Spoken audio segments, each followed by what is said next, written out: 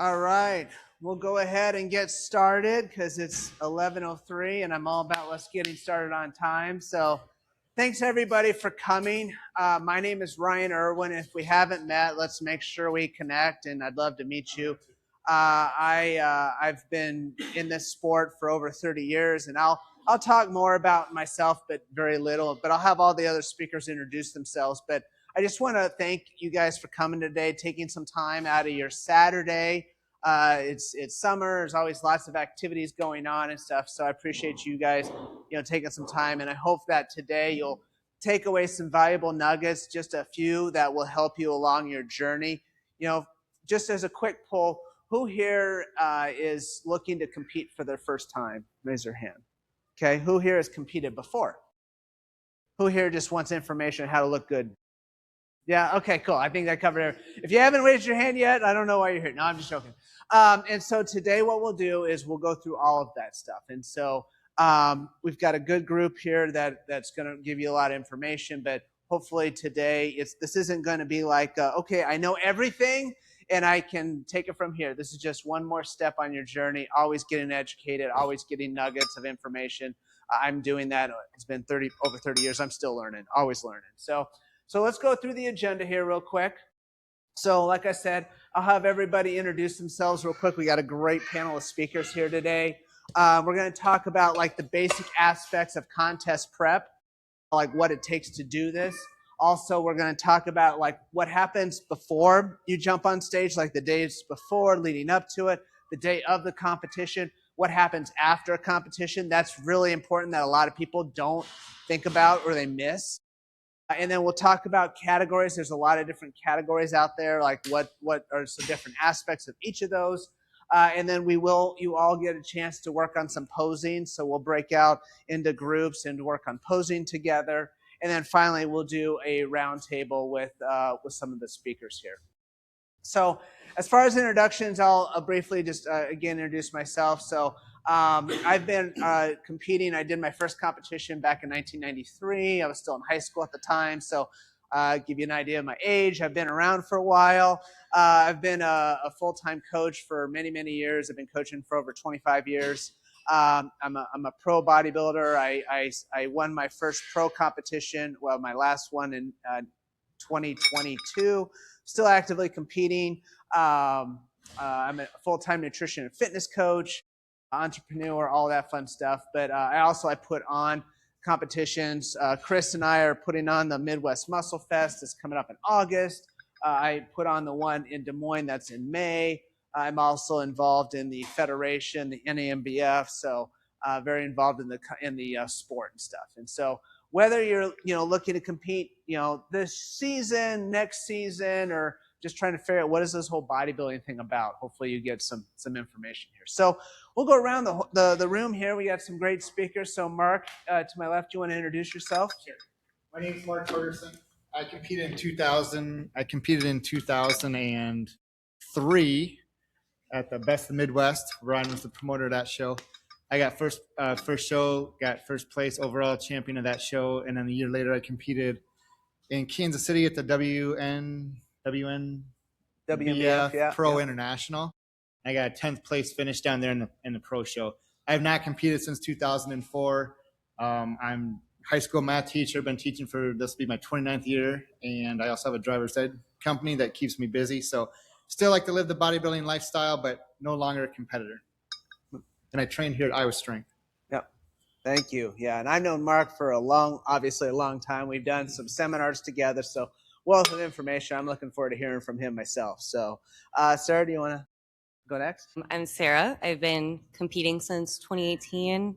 I won my last 3 shows in a row in overall. I also won Best Posing, which is why I'm here. I guess it just ended up being like a lifelong thing. So, I don't know. I'm a massage therapist. I guess that's it. Yeah. Yeah.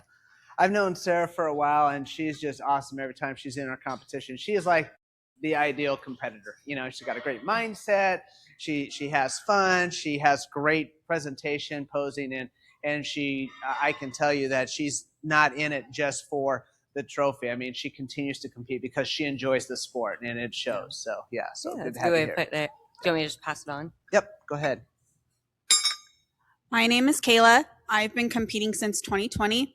I got my pro card at the Southern States Classic down in Missouri. I got it in women's physique, which is now Fit Body. I've competed in 2021 on my pro debut. I did 3 shows. I placed in all 3, got 3rd at Worlds. And then my last competition, which was May in Ryan's show. And then before that, I did the Southern States Classic as an amateur in bikini and figure in my off season. I just thought, what the hell? Might as well. I'm lean enough.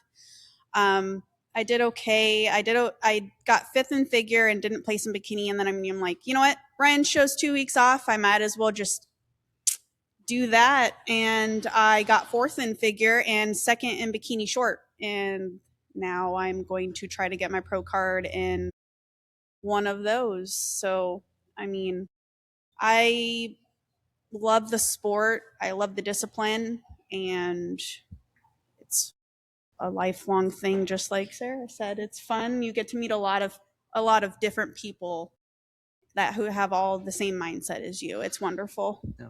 Thing I like about Kayla, I've known Kayla for a long time, and like she just said, I mean, she's done 3 different categories. Well, 4 really. 4, yeah, all of the different female women's categories, and so she's she's like duct tape. She just sticks and she just knows all the things. So she's just really good to bring her knowledge and experience here. So yeah, Brandon, go ahead. My name is Brandon. I have a I always like to explain how fortunate I am in this because I wrestled in college at a small school in Southeast Iowa and then immediately went into powerlifting. That's how I met Ryan when I was like 20, 21, 22. And then been coached by Ryan since 2016. My first show was me and Chris over there. We competed in 2016 against each other. Joined the Army for a spell. And then in 2020, when I got back from deployment, I won my pro card at the same show that Kayla won her pro card. And then a lot of things happened after that. I competed in a lot of shows, pro shows. Won the 2022 St. Louis Natural Classic with Ryan. He won the Masters. I won the Open. And competed in the 2023 IPE Worlds, which is what the WNBF is, but was. They merged. So competed in that Worlds, unofficially took 6th. And just recently competed. So sorry, I'm a WNBF pro, but I competed in another federation as an amateur, which was an extremely humbling experience and did a lot to me mentally in a good and a bad way. So took 3rd there. So yeah, been doing this for a really long time, fitness. And I think these two have just said it, but it's a lifestyle. It's not just something that you do for a spell. Like I don't diet. Like I don't diet. That's just how I live my life. I may change my training, right? I may run more or run less or lift heavy more or lift heavy less or whatever, volume and all those things. But you always stay in good shape. So I'm in law enforcement. So that is a big portion of my fitness world and how it's shaped. I was a police officer for 11 years, and now I do something else, but still in that world. So, thank you. Yeah, like Brandon said, I've known him for a long time, and he's just a specimen. And he's also been able to balance, demanding career in the military and in law enforcement, and didn't, just had a kiddo not too long ago, so young family as well. So it's pretty cool. So, Chris, why don't you finish it up? I guess I should introduce myself. Yes, so you should. I'm Chris Dunn. I own Iowa Strength. We've been in business since 2014. I've been competing again since 2016. I turned pro for the IPE/WNBF in 2024. Yeah. Right. Ryan coached me for that. Previously, actually, Mark was the one who actually introduced me to bodybuilding and coached me for the first about 6 years. Yeah, I guess that's competed with Brandon. I mean, I've compete anywhere from all around Iowa to Kansas City, Missouri to Minneapolis as a pro. And yeah, now we're promoting the Midwest Muscle Fest show and seeing what we can do with that. So. Yeah. Oh, amateur judge, I'm also an amateur judge. Yep. No, and I, again, like Chris said, I've seen him compete, and the thing I love about Chris is, you know, he didn't just get up on stage and like win the first time. You know, it wasn't like, here's your first place trophy, you know, congrats. I mean, he's been working and working, and every time he gets on stage, bringing a different package, a better package in, and then just to see him win his pro card and then see him compete, it was just cool to see that journey. I mean, it took me 17 years to get my pro card. Didn't take you that long, but you got better. 8 years. 8 years. So I think that there's a lot to that, to see that and to stick with it over time. So yeah, it's pretty awesome. Yep. So again, we got a lot of experience up here, so got a lot of good information, and so every one of these speakers are going to contribute to the conversation today. So let's go ahead and dive in here. So let's start with aspects of prep. And so when I say chronological, there are some things when it comes to getting ready for a competition that takes more time than others. And a lot of times everybody focuses on the diet to get conditioned, to get lean, and to pose. And those are all important, but the thing that takes the longest is symmetry, you know, and any of you that have been at the sport for a while know this. I mean, it takes a while to build muscle, you know, and to bring up lagging body parts. And as a judge or as a coach, when I'm looking at an individual, that's the first thing I look at. It's like, are there things that we need to bring up and to improve on to bring the best package? Because when you're on stage as a judge, that's the first thing that you notice. That's the first thing you're looking for, is symmetry. You know, how's everybody looking from top to bottom, back to front, left to right, all of those things. And so it takes a long time, and it's different for everybody, you know, based on your category. You know, you know, if you're men's physique, you obviously have a different physique than bodybuilding, and we're going to talk through all of that, or figure to bikini and all of those things. And so, you know, it doesn't always mean, I've got one client, you know, we're really backing off her upper body. We're putting all the eggs in the lower body basket, you know, because that's what we need to bring up. I've got others that do the exact opposite. And so it's just different. But again, that's always what you should be looking at when it comes to training. It's like, what do I need to do to improve my symmetry? Next thing is conditioning. Now, conditioning is obviously very important, but it you know, whereas symmetry is like a year's game, you know, conditioning is like a month's game. Kind of, I'll talk a little bit more about that. But one of the best things you can do is give yourself enough time. So regardless of where you're at, a general rule is the longer you diet, the less muscle mass you are going to lose. I mean, when you're in a calorie deficit, your body is going to want to get rid of muscle tissue, because muscle tissue burns calories. And so as a survival mechanism, your body's like, well, let's get rid of some of this muscle so we don't die. And so you want to make sure that you don't have to go into a really deep deficit and lose a lot of muscle, or you also don't want to you know, have to crash diet. Neither one of those things are good. The other thing too is it's not a weight loss competition. This is bodybuilding, and so the goal is a net gain. So in other words, when you get done dieting, you want to make sure that you've retained as much muscle as possible, lost the body fat that you need to do. And a great way to do that, besides giving yourself enough time, is starting in a good place. You know, if you've got whatever 100 pounds of body fat to lose, and I can confidently say none of you fall in that category, you know, by the time you lose that, you're going to lose a lot of muscle tissue. Your metabolism is going to take a big hit. Psychologically, mentally is going to be a big challenge. And so if you're starting from a good point, it'll make that prep a lot easier. I've done this many times. We'll do like a diet before the diet, you know, and so then that way we kind of set things up to be in a good spot. So then that way, when you do have to, say, finally go to the finish line, you're not starting from, you know, point A. You've already got to a good spot. And sometimes that's a thing where it can take years. In other words, at each time you go through a whole phase, like the building phase, you build your metabolism, you build the muscle mass, you improve the symmetry, right? You start from this point, and then you diet down. I wish I had a whiteboard. Diet down, and then you get to contest prep, okay? And so by the time you get to contest prep, you know, you've cut calories, you've lost body fat, and this is where your ending package is.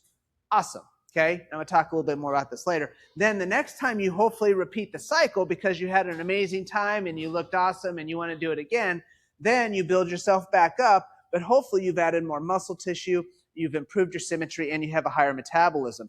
And then you again start dieting down, and you're in a better spot. And so now you compete, you've added muscle, you're in a leaner condition, you have more intake, and you look better. And that's how you improve. It's how, you know, these athletes that have done this multiple seasons, every time you improve, that's the goal. So you get a better metabolism, you get in better condition, and you have more muscle mass. Does that make sense? Okay. So anyway, conditioning, that's the second thing. And then the final thing, and this is actually the quickest thing that you can improve on, is your presentation. This is posing, this is your suit, this is your color, this is just how you put yourself on stage. In fact, this can be so quick. I have seen it happen in categories, like in between categories. Like somebody goes on stage, and I don't know if it's like they're just nervous or what, but their posing is horrible, right? We've all seen it. And then they come back off stage. I don't know if their coach slaps them or somebody grabs them and say, dude, what? No, fix this. And then they'll come back on stage and 2 classes later look a whole different person. And then and you'll see them place better. And so presentation, you know, I mean, again, going back to symmetry, the way you pose enhances your symmetry. And so that's the easy. I always say those are the easiest points to get. You know, everybody should. Yeah, Brandon. I was just gonna say, I've seen people, especially on the on the judging side of things, like because I'm a brand new judge. I'm learning about the sport a lot more from that perspective instead of just competing. And from a judge's perspective, like I will see a phenomenal physique, both men and women. I'll see, and I'm just like, oh my gosh. But then when they pose, I'm just like, oh no, because I think a new thing. I'm not trying to make this a generation thing. Okay, so I apologize if it comes off that way. But younger people do things on their own. They can figure it out on their own. They don't, you know, pay for a coach or whatever. And I think that's a mistake personally, because you need someone there giving you the accountability, telling you what you're doing right, wrong, and different. And people will go up there, watch a few YouTube videos, and just do it. And sometimes it works, but most of the time it doesn't. And so, yeah, like spot on. Some of the best physiques I'll see, but they just don't know how to pose them, so they just don't look as good. So, yeah, no, and it's important, and it takes practice. It takes practice. You know, I was a wrestler. Brandon was a wrestler. Were you a wrestler? Baseball. It still counts. You know, but you know, you're when you do a sport, you want to get to a point where you don't have to think about it. You know, you want it automatically, you know, swinging that bat or making that move or whatever. You just do it. And that's the same thing with posing. You need to get to the point where you just automatically hit the pose. Yeah, go ahead, Chris. If I can say one thing. So you're talking about going from class to class. Yeah. And the first time the competitor may not have posed the best. And then when they come out a couple classes later, they look better. Part of that, in my opinion, as being a competitor, you kind of get the nerves out and you get on stage, you hear people cheering, you kind of like the adrenaline kind of drops back down, and then you kind of are able to like focus and concentrate more on your posing and kind of clean it up a little bit too, and get a lot more comfortable with being on stage, especially for a first-time competitor. Mm-hmm. So yeah, totally. You know, as a promoter, as a coach, you know, first-time competitors, I'll say do more than one class, and that's not me upselling people. It's like you want to do the more times you get on stage, you experience it. It helps, and you know, the first one's like that deer in the headlights, you know, and so then you get off stage like, okay, I survived. I think we all remember our first time competing. Mark, you remember your first time getting on stage? Nerve-wracking, huh? I wasn't nervous, honestly. Well, that's because you're a stud. That plays baseball. One thing that helped me and my coach, he put together, this will date me, but he put together a cassette tape and went through men's short class, take the stage. So I practiced literally walking out from like my bedroom and then standing on a line. And then he went through all the mandatories and, you know, quarter turn left. So you're practicing holding those poses. So you do all the work, and it makes, when you get on stage, much, much easier. Yeah. So I honestly, I was not nervous. I know most people are. And my coach kept saying, aren't you nervous? Aren't you? No, I'm not. I put in the work. This is going to be a breeze. Yeah. But that was my mentality. Yeah, no, that's good. We did that for my first couple shows, only using a voice memo on my cell phone too. Yeah. It was very beneficial. Yeah. Another tip is to, I think I've got it in a slide maybe somewhere, and we did this, Brandon. We you get YouTube video of an actual live competition. You can hear the head judge and just play that in the background. Just let them call the shots. I mean, there's one that WMBF contest. I can't remember which one it is. It was in California, but they literally, we were on stage for 25 minutes.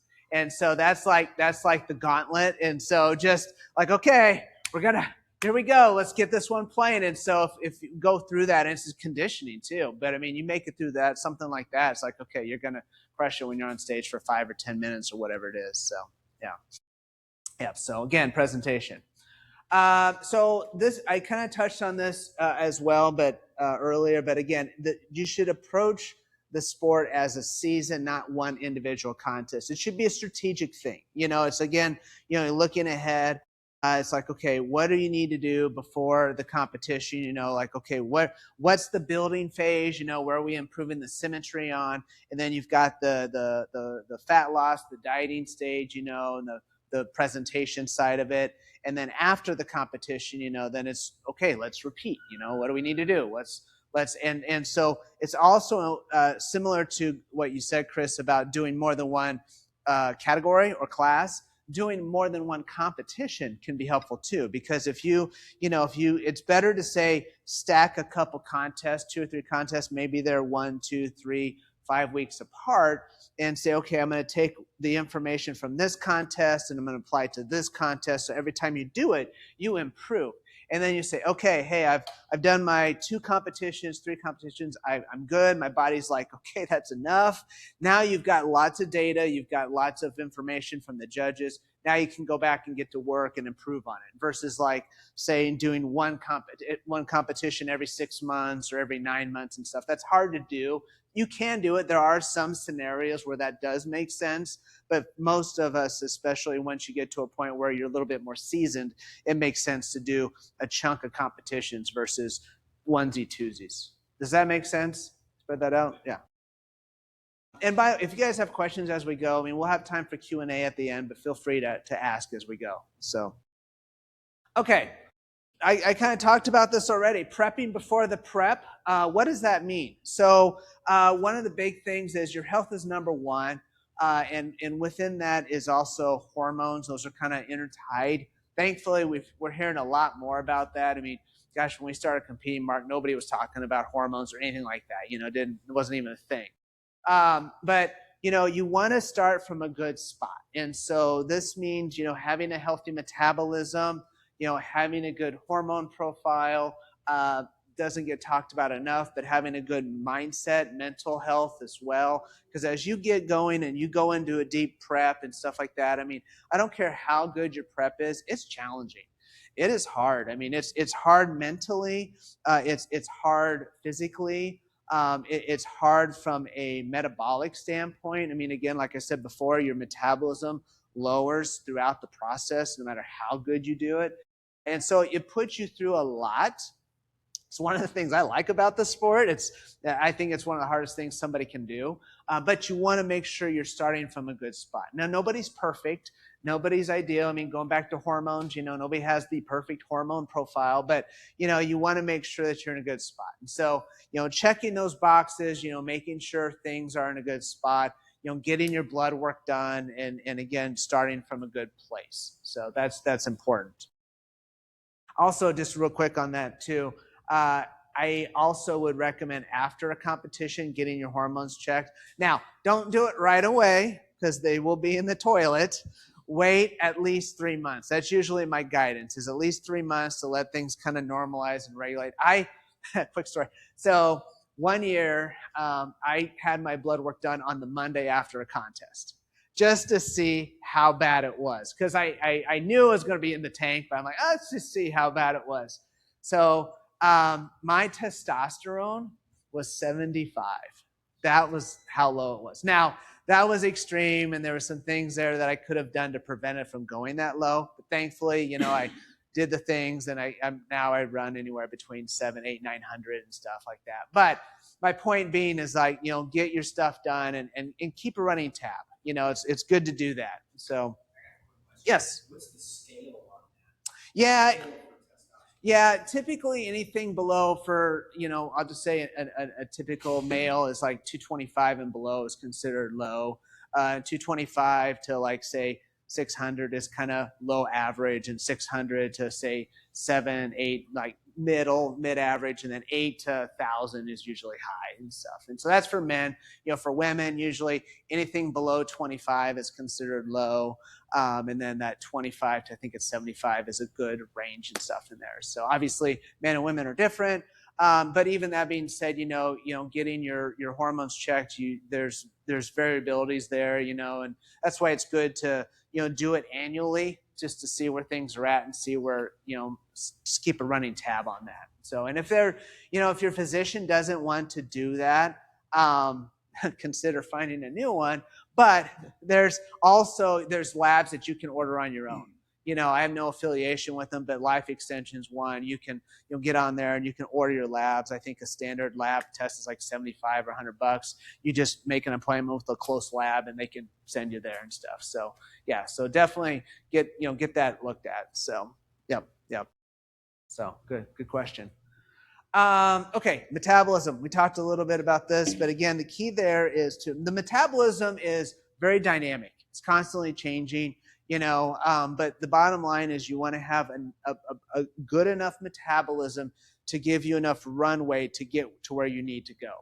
As an example, like if somebody comes to me and they've got, you know, whatever, 40 pounds of body fat to lose, but they're only eating like 1,200 calories, and they're doing like 1.5 hours of cardio a day, you know, they're not in a good spot. Their metabolism is not going to take them to where they need to go.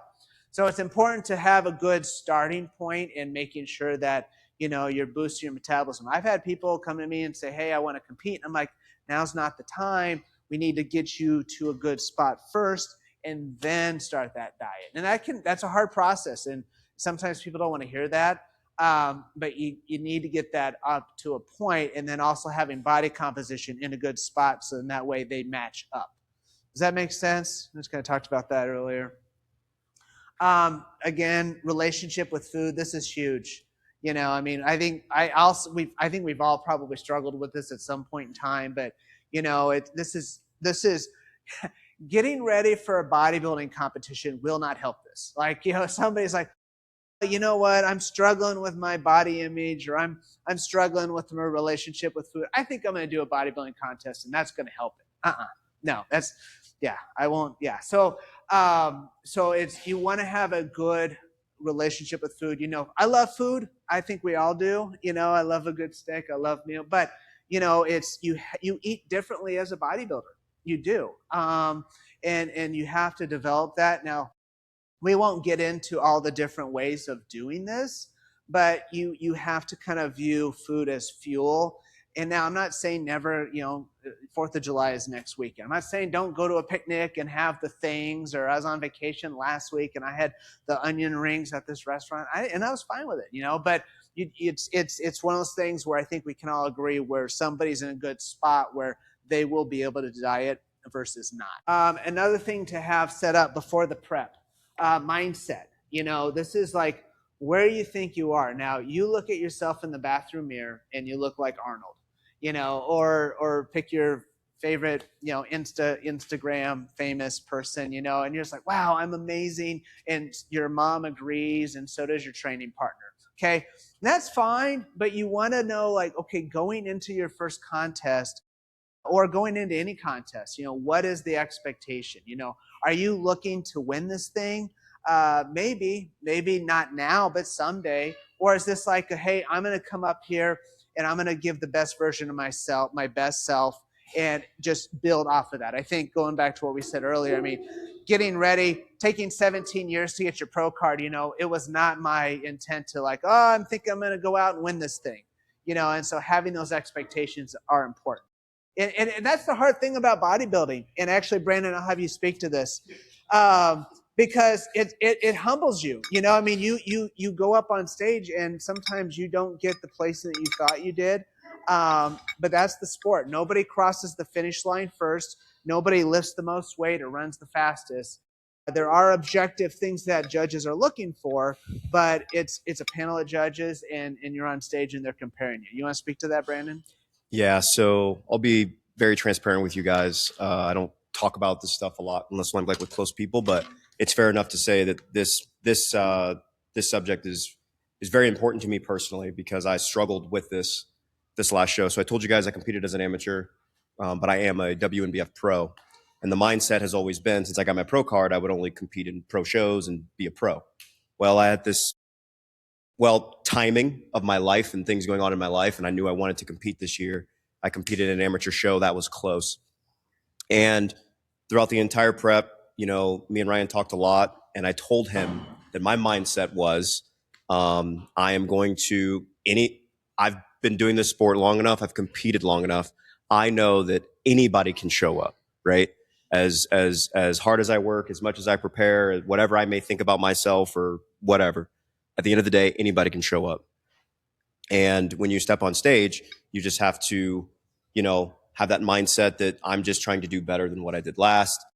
I made these improvements in this off season. This is the things that I've done. And I think me and Ryan both agreed that for the size that I kept throughout that prep to where I was on stage was probably the biggest I've ever been, which is, you know, a massive thing for me as a natural bodybuilder. It meant a lot to me to keep my size. And I am getting older too, and that's another hard thing for most men to do is to keep size. But I still took third, and that was tough. That was very tough. That was very tough because at the end of the day, you know, when you compete in anything, it still just stings a little bit. It still just burns a little bit, right? No matter what you thought, you know, the human brain wants to be validated. It wants to be successful. And that was a super hard thing that I had to kind of deal with and process. Fortunately for me, I don't like stop working out. I don't stop training. I just go back to the gym and just keep doing the same things and maybe switch up a few things. But so I didn't have like this big like, okay, well I lost, so now I'm super upset, so now I'm just gonna, you know, eat whatever and do whatever. Like no, I still just maintain, right? I stay the course. But it's very hard. It's I would argue that's one of the hardest things to really do is to level your mindsets, because I know a ton of competitors that I've talked to over the years, that super high level competitors that struggle with this because you have the mindset of a winner. You know, I think everyone up here has a mindset of a winner. I think all you guys have mindsets of winners. And so when that doesn't happen, you have to be able to control that, and you have to be able to accept it, because that you will. I saw a quote the other day that I loved. You will lose more in this sport than you will win.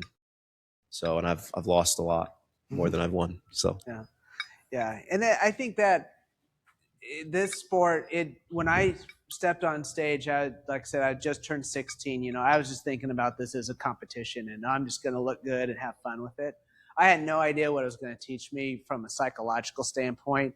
And as over the years, as I've talked to bodybuilders and, you know, people who have been in the sport for a long time, I mean, I see a lot of reoccurring themes. They're mentally tough. You know, they do things, they achieve things, you know, they're disciplined, they stick with it. And that's, I think, one of the best things about the sport. It teaches you, it helps you. If you come through at the other side in a good spot, it does. If you don't, well, you know, life's lessons. But I think that there's a lot that you'll get out of it. So. Well, the last thing I'll say, and I can just speak. Yeah. If like personally in wrestling, right? If you win in the sport of wrestling for the most part, where in Iowa, so hopefully you guys have a little bit of wrestling knowledge. But when you win in wrestling, you feel like you should have won. You feel like you should have won, right? Because that's the wrestling mindset, right? When you lose in wrestling, it's devastating, right? But when you win, you're like, I should have won, right? In bodybuilding, if you take first in a show, your gratitude is through the roof, because so many things kind of had to go right for those people looking at you to be like, that's the best person on stage, right? And that is such a different feeling that I've never had. When I won the first pro show I won was in 2022 in St. Louis. I'm I'm from St. Louis. My sister was there. Like that was a big deal for me. It was my first, like third pro show, and I won it with my coach like there. Matt, like I said that day that if I'd never did anything else in bodybuilding, and like that, like so winning in bodybuilding also is like one of the greatest feelings you'll ever have because you know everything you put into it, and it's euphoric in its own way, right? So more than like most other things. Yeah, yeah, yeah. No, you're well said. I mean, there's a lot that goes into it, and I think, Brandon, you talked about this earlier, but again, I think we've all had an instruction throughout the time. And when my first competition throughout my career, I've had coaches, I've had people pour into me and stuff, but getting guidance, and you guys are obviously here, and you're doing the same thing right now. You're getting guidance and stuff, and I mean, so that will save you a lot of time, a lot of stress, a lot of headache.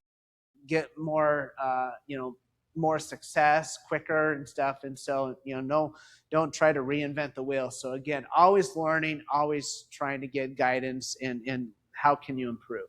So, all right, so let's talk a little bit more about the prep process. So again, patience is key on this in the sport.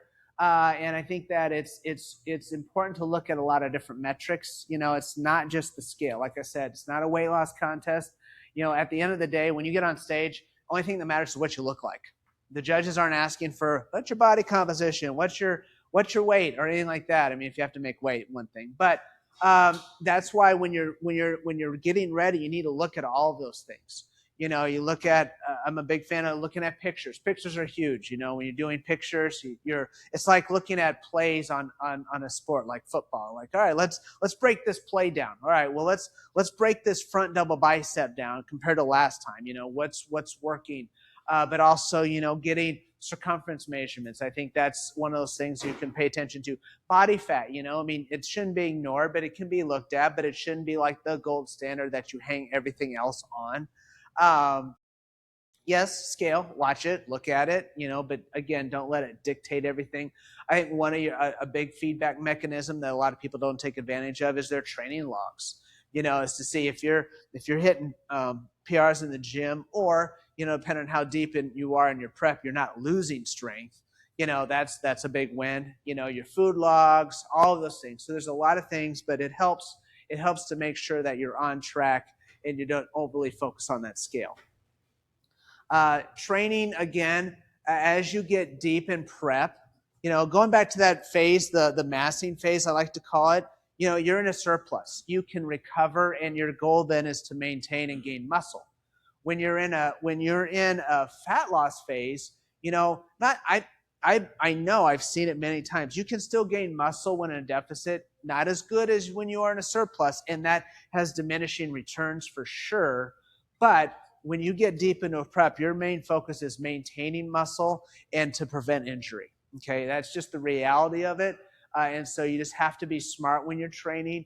There'll be a certain point, like usually for me, I like 8 weeks out from a competition. At that point, we're not going to change a whole lot from a training perspective.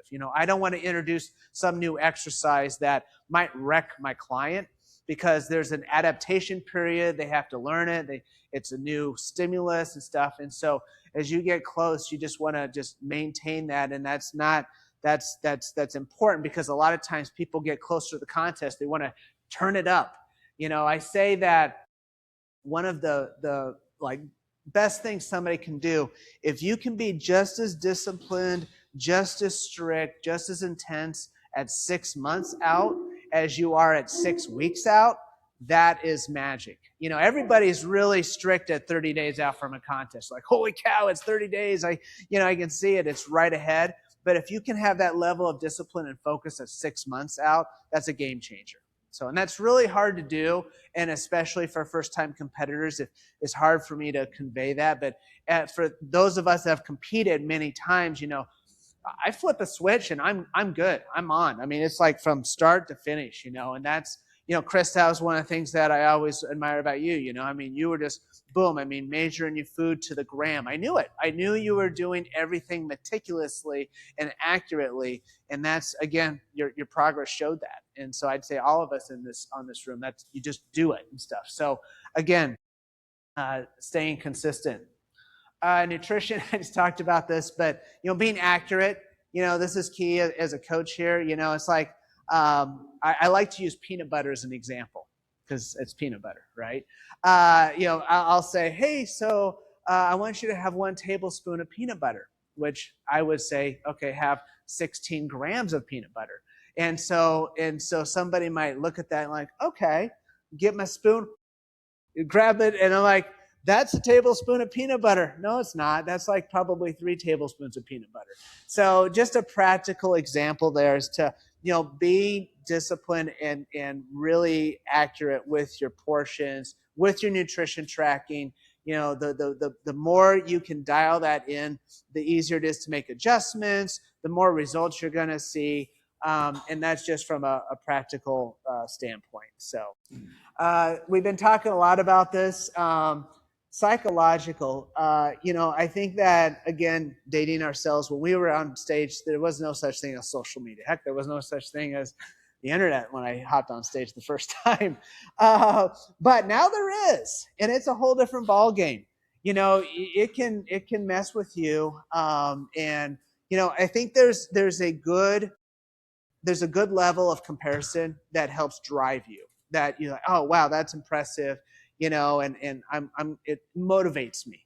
But there is absolutely a tipping point where that can be very detrimental. Kayla, I'll have you speak to this because I know that you've gotten off social media before and stuff, and I think that it's important to have realistic expectations and know where you're not saying having others like give you an unhealthy relationship with competition. You want to speak to that, Kayla? So as far as social media, when you're prepping for a show and you look your best, and you put it on social media, those people that are looking at you are seeing you at your best. They don't see you, when you're in bulk or after a show. So they're like, oh, she looks amazing. Well, you're taking pictures of what you look like before your show. So that can be detrimental to your mental health. Like, as far as if you see somebody that you're like, oh my gosh, they look good, I gotta look like them. And then it's just getting off social media is a good thing. So then you can be in your zone. So you're not looking at other people because you're not going to be like them. You want to be the best that you can be because you're going against yourself, not other people on stage. I know Brandon has this, also speaks to this too when it comes to competing. I got off social media for different reasons other than that, but it's just a mind f to anybody when it comes to competing. And yes. I think the famous quote is, comparison is the thief of joy. Mm-hmm. And when you constantly compare yourself to others, especially through the lens of your phone or whatever, it just makes it harder for you to ever think that you're doing good enough. I'm not, me and Chris, we're not going to age ourselves to Ryan and them, but, when I started powerlifting and lifting heavy in my early 20s, I did it because I wanted the respect of the bigger guys in the gym. I wanted them to think I was cool. I wanted them to think I was strong. And that what drove me. And then when I got introduced to bodybuilding, I just wanted to be good at bodybuilding. I didn't really think about it in another frame of putting it on Instagram and being look at what I did, right? That never was because it was kind of new at the time. And then it changed dramatically as I was in bodybuilding.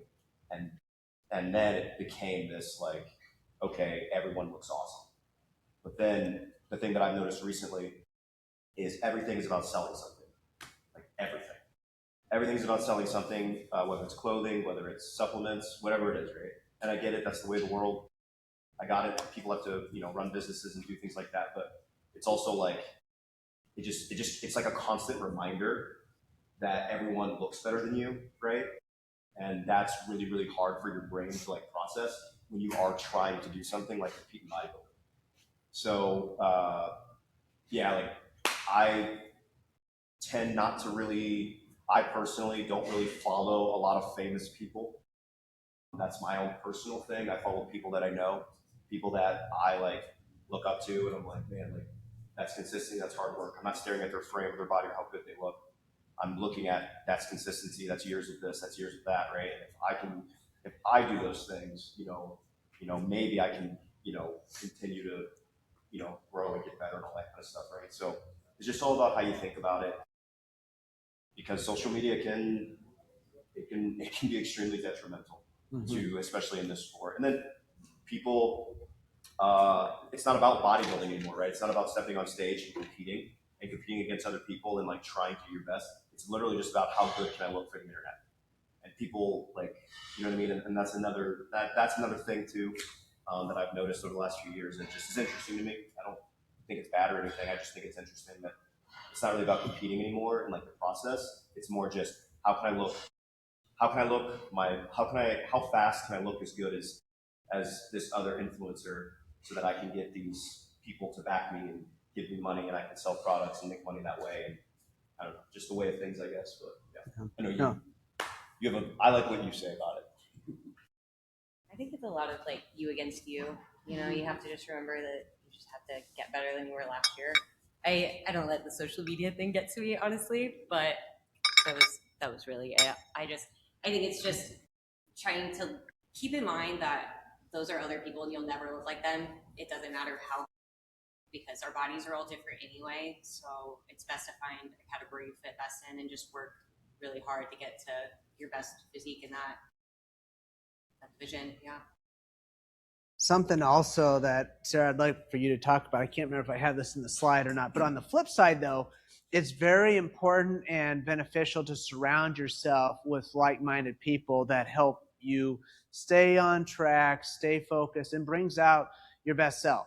And this year you had your sister compete with you. Yeah. And every time I see Sarah, she's got this throng of people. And I mean, she's pouring into them as much as they're pouring into her. I know it. But I mean, speak to that. I mean, is that an important aspect? I mean, I just like to see people win too. I think that's a fun part of the whole thing. Is like, it's not, I don't really look at it as a competition, because it's just, again, it's like you just being better than you were last year. Everybody with you we're all having fun. We're doing the same thing. We're all working hard. That's nice to be around.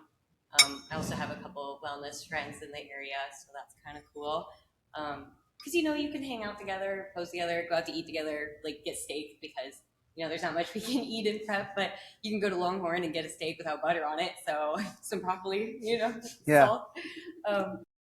And I think that helps. Yeah, just having a lot of friends and family around you that like doing it too. I mean, my sister, she thought it was awful. And then at the end, she was like, I could do that again. And I was like, I need to come around. Like once you get past the part where you're like, this sucks, which I don't think it does, but I've done it so many times now that I just thrive in the prep. I think it's so much fun. Yeah. Like seeing your body change and what you've done and everything underneath that, it's so freaking badass. Yeah, it is. It is. Yeah.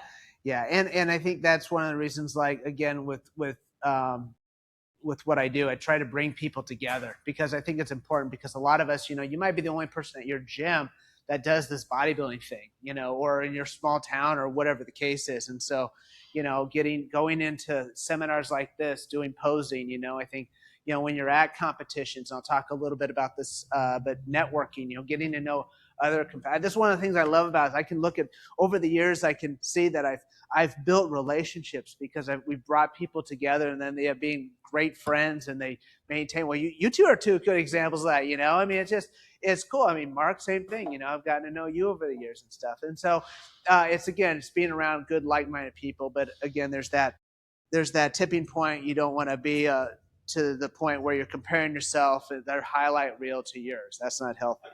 Like, I've never had a bad experience. Stage or competing or whatever, it's all love. Like, even when you lose or you take second or whatever, like, people are always like, man, your legs. Or like, wow, look at you. Like, the show, it was like just there's such a respect and camaraderie thing between competitors. And I'm talking like female and male. I'm not talking just like females and then males. Like, everyone's just like, damn, like, how do you get your glutes like that? Like, it's a pretty cool thing.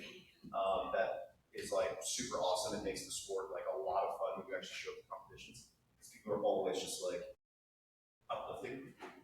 stuff like that. Yeah, it is. You just have that, and you said it right. It's that just that mutual respect right away. You just know what that person's done, and so you have that connection right away. So that's good. Okay, I'm not going to spend a lot of time on peaking strategies because it's so individual, and it's also shouldn't be the main focus. You know, a lot of times people are like, "Oh, what's your peak?" or "What are you doing for your peak?" or "This is what I'm going to try" and stuff. It's like, no, it's peaking should be like it's that very last 5% of the prep process. It's not something magical. It's the weeks and months leading up to that week is what's going to make the difference. You know, candidly, peak week's just about not screwing things up. You know, it's just about if you look great before the competition, just let's write that in and just make sure everything aligns. So with that, though, there are some little bit of different strategies you can take, and this is something that will change throughout your career. And again, this is where doing multiple competitions, you can experiment with these things. So like I just said about that. So let's talk about, there's 3 levers that you can pull when it comes to peaking. Now, what is peaking? Peaking is basically when your muscles are as full as possible, your skin is nice and tight, and you're able to get a good pump and just look your best that day. You know, and that's really what peaking is. And so the 3 levers that you can really pull that influence that, besides getting to a low enough body composition. Like if you have too much body fat, none of this matters. Okay, you have to be to the point where you're in the proper competition condition. Then you say, okay, what are some things that we can do to manipulate to make sure you look your best on stage? So factors are carbs, fluid, and sodium. Carbs, when you put carbs in your muscles, that's glycogen, that's what's stored in your muscle cells swell up. They pull water into those muscle cells. That's what makes them big. That's why you get a big pump. You're full of blood and fluid. That's a good thing. Sodium, think of sodium as kind of like the bus driver. That's what kind of helps regulates like how much water, how much carbs are going to go into those muscle cells. Sodium kind of helps control that. And so those are the 3 factors that you can influence. And there's 3 different timings that you can do. So when we talk about carbs, I'm talking about carb loading. You know, when you load carbs, again, your muscles soak up the fluid. They look nice and big and full. The trick here is to do that to a point, because there's a limit to how many carbs your body can absorb. Like if you can't, it's not a limitless amount. Like if you take in too many carbs, you saturate your muscle cells, what happens to the rest? Well, you spill over, and next thing you know, you're bloated, you've got a lot of puffiness, water retention. You know, you don't want to do that. So there's 3 different times you can load your carbohydrates. You could do it at the beginning of the week, which this is the most safest way to do it. You know, if you carb load, let's just say a Monday, then you can see, okay, when do I look my best? You know, is it Tuesday? Is it Wednesday? Is it Thursday? What I like to do with my clients is we practice this. We do mock peaks. And so we carb load and say, okay, when do you look your best? And that can kind of give you an idea of like, when does my body look the best? And then also, how many carbohydrates can I do? A little bit more aggressive approach is middle of the week. You know, maybe it's a Wednesday. Say, okay, carb up on Wednesday, and I'm a little puffy, bloated on Thursday and Friday, and Saturday look my best. And so that's kind of the middle of the week. And then the most aggressive is the backloading. This is where you load right before the competition, like on Friday. You say, okay, here we go. I'm going to load up with all my carbs, and I'm going to wake up Saturday morning looking amazing. Okay. And that might be, but it also is it gives you the smallest margin to make corrections. Okay. It's the most aggressive, and it's the most extreme, but it's also, you know, at that point, you're kind of, this is what you get when you wake up. There's a few little things you can do to change things on a Saturday morning, but not a lot. And so my recommendation is start those in that order. And again, this is stuff you do prior to the competition. Trial and error, see how you look. So in that way, you know, when the weekend comes to the competition, you already know. You just have to execute. You know, I've done all of these methods with clients, and it just depends on the individual. And then also how many carbohydrates they do. Also, how much fluid they have, how much sodium they have. It's very individual, but I want to go back to what I started at the beginning. It's only 5%, okay? 95% of it is all the things that you do prior to that. So again, at this point, it's just about not screwing it up and just coming on stage and looking your best that day. Like that. So that's the peaking day. The day before the competition, let's talk a little bit about logistics. Now, I should have said this at the beginning of this talk. Obviously, I'm speaking of like NAMBUF, the Muscle Fest that we put on, but some of this depends on the federation. Some of it depends on the competition promoter, but I'm going to try to speak to generalities. I think everybody here has done different competitions and stuff. So, it's not all the same, but it's similar. So the day before the competition, so this is Friday, you're going to check in. This is usually Friday evening, afternoon. You're going to check in, and this is usually at the host hotel. You're going to go there, and you walk up, and the promoter's going to, confirm your classes. They're going to confirm your membership. You have to buy a membership, usually for the federation.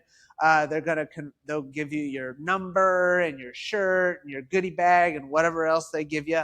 But it's making sure you get all your stuff. Paying attention is key on that. Making sure you know where you need to be, and just listening and following and making sure you're showing up. Oftentimes, if you're in a drug-tested competition, this is when you'll do that. Sometimes some competitions have 2 rounds of drug testing. Like maybe we do polygraphs, and so you'll do your polygraph before the competition, and then you'll do a UA or urine test after the competition. So that's something that you want to make sure you know where you need to be, what you need to do. Don't want to screw that up. What's up, Brad? Next is tanning. Okay. Honestly, this is my least favorite aspect of competition. I don't like this part at all. I like to be low maintenance, and this is a very high maintenance aspect of it, but it's so important. My wife and I, we can do the same protocol, and she turns this beautiful brown, and I turn green. And so I have to really do some things specific to me and my skin to make sure that my color comes in right. It's kind of like posing. Those are easy points. You don't want to screw it up. Who here has a tanning story they want to share? Anybody? No? I think my first show I did apply. Yeah. And I definitely, for my skin tone, I was definitely too dark. So then from then on out, I've always just done, I just do one coat, but that's because of the way I physically look, right? So yeah, that's the only really story I have. Is it just taught me from the beginning, like how tan you are naturally does matter how you look. Yeah. So, and the lights of that venue kind of matters too, but yeah, that's something you can't really control. So I wouldn't get too much in the weeds on that. But because of one of the last show I did, the promoter was telling me, he was like, no, you're going to want more color because our lights are weird. And I was like, okay. Yeah. So. Yeah. Pay attention to it. Do the things like the tanners will usually give you like step-by-step what you need to do. It's usually like a week-long process. You start with the exfoliation, doing that every day, shaving every day, getting your skin condition, day before you tan, don't shave that day. You don't want your skin to be nice and fresh, and you want to be healed. No deodorant. Don't worry about it. Everybody stinks. It's fine. No lotion, anything like that. So just pay attention, wearing the right clothes. I think don't wear red because red will turn you green and all those things. So, but it's a big deal. And I would highly recommend the spray tanner. It is a decent amount of money to do that, but it's so much more convenient. I mean, you can do self-tanning. I've done it before, but it takes multiple coats. It's like an hour every time you do it. It may or may not turn out great. It does suck. Yeah. Paintbrush, basically a foam paintbrush, and it takes forever. Yeah. Well, when we first started, that was your only option. That's all you had. Yeah. Yeah. So I used the protein. Yeah. Yeah, we missed our calling. We could have been spray tanners, and yeah, right. But it's worth it. Plus, then also that 90% of the people on stage are going to have the same tan as you, and so you're going to be consistently the same color. So yeah, I would highly recommend the tanning. So it's a horrible experience though. I mean, it's very cold. It's very cold. You lose all modesty. I mean, it is what it is though. That's just the sport. So, but. And then, execute. Do all the things. Again, you've worked for months to get to this point. Don't screw it up by missing any of those things. Those are easy points, okay? Know where you need to go. Be there on time. Be there, what do they say, 10 minutes early is on time. Just do what you need to do to execute. You're going to be a little nervous. You're going to be stressed. So don't know what you need to do on those things. Okay, day of the competition. What happens? So get to the venue, get settled, have your spot, have all your things with you, have an extra set of posing trunks, have all your food prepared, have an extra change of clothes, just have all the things with you, have your stuff. And this is where, having a coach or having somebody you can lean on to help you with this is really important because your brain's not necessarily at full capacity at this point. Again, have your suit, have everything you need. Expediter. So find your flow. What I mean by that is when you go to a competition, on the wall will be a list of categories. It'll show you, here's the itinerary, here's the schedule, here's where everything's at. And so know where that is, study it, know who the expediter is. Every competition, there'll be at least one or not, maybe 1, 2, 3 people that are expediters. And they're calling out like, open men short, you should be pumping up. Those types of things. And so you're listening for those people and you need to know where you are and paying attention because they're going to make sure that you get on stage at the right time. And then also pay attention throughout the day. Things slow down. Sometimes they speed up. I'll tell a quick story. So one of the competitions that I was actually as the MC at the time, the expediter was trying to find somebody, and this was a pro show. And they're like, I can't find this person. And so they come up to me and say, hey, Ryan, can you make an announcement? So I did, I called whatever. Bob Smith, need you backstage now. And they were calling this person, looking. Couldn't find him.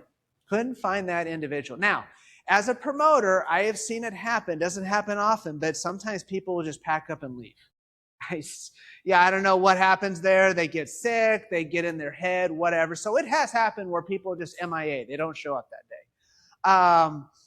Or maybe they don't want to take a drug test. I don't know. But anyway, so it's happened. And so finally we're like, well, show must go on. It's not fair to these people who are ready to go and pumped up and right here. And so we start and, we're going through, judges are going through all the mandatories, come off the stage. And I kid you not, no sooner they come off stage, this person comes on, just like a deer in the headlights, like, oh my gosh, I'm so sorry, I'm ready to go. Sorry, you missed it. You're done.